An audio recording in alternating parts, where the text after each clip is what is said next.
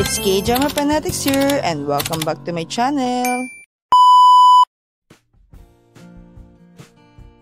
Na Ah-jong watches Lee Ji-han walk away after giving her one of the paper birds he had been making. Na Ah-jong's mind is occupied with the thoughts of only Lee Ji-han. She keeps on wondering whether Lee Ji-han has accepted her as his brother's soon-to-be wife or not. Meanwhile, Na Ah-jong deciding to stay at Lee Do-han and Lee Ji-han's place as reporters are hovering over her house, making her family members worried. After Na Ah-jong starts staying at their place, the interactions between her and Lee Ji-han became awkward. Lee Ji-han appears to be being extremely kind towards Na Ah-jong.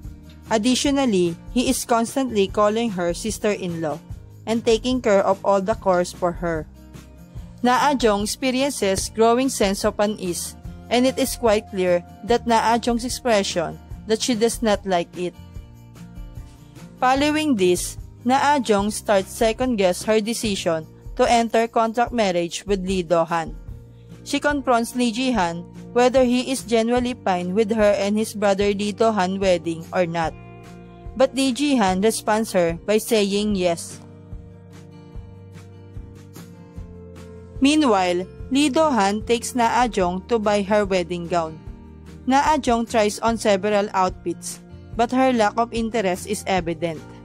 On the other hand, we see that Lee Do-han making an effort to motivate her, and he takes the time to admire her outfits.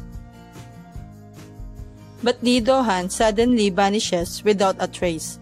Not long after, Lee Ji-han appears and takes Na Ah-jong out of wedding gown store.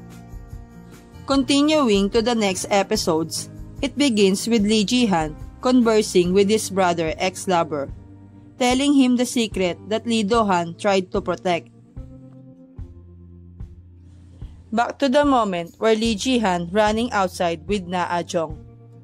As they stop, he tells Na Ah-jong he won't let her return to his brother Lee Do-han. Lee Ji-han again opposes his brother Lee Do-han and Na Ah-jong's wedding. However, although it is not true, Na Ah-jong tells to Lee Ji-han that she likes his brother so much that it pains her. Lee Ji-han feels quite upset and uneasy after hearing Na Ah-jong's words. Following this, Lee Ji-han takes Na Ah-jong back to their house. Lee Do-han is worried to Na Ah-jong that he could not find her at the store after he gets back. He asks her decision to leave the boutique without telling him. He then confronts Lee Ji-han, but Na Ah-jong takes his side and explains to Do-han that Lee Ji-han just showed up after calling him. Later on, Lee Ji-han also appears at Na Ah-jong's work.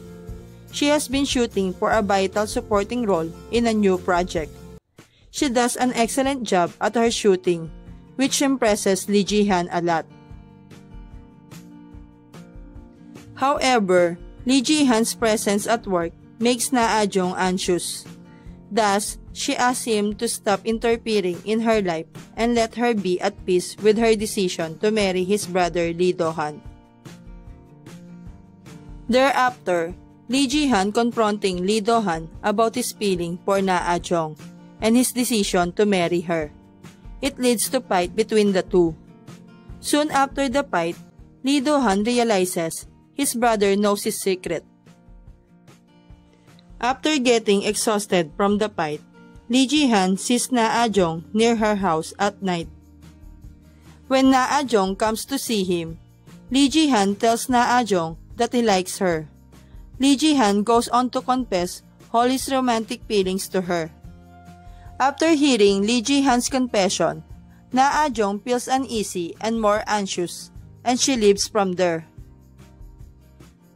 However, she breaks down on her way to her house as she also has feelings for Lee Ji-han.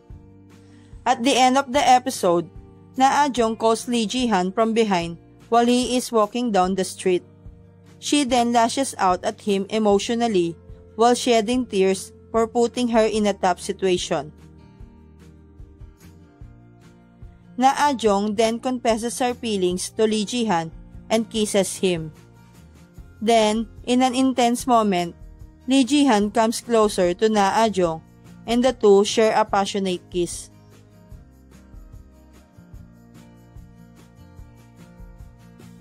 Thank you for watching. Don't forget to subscribe, like, and share.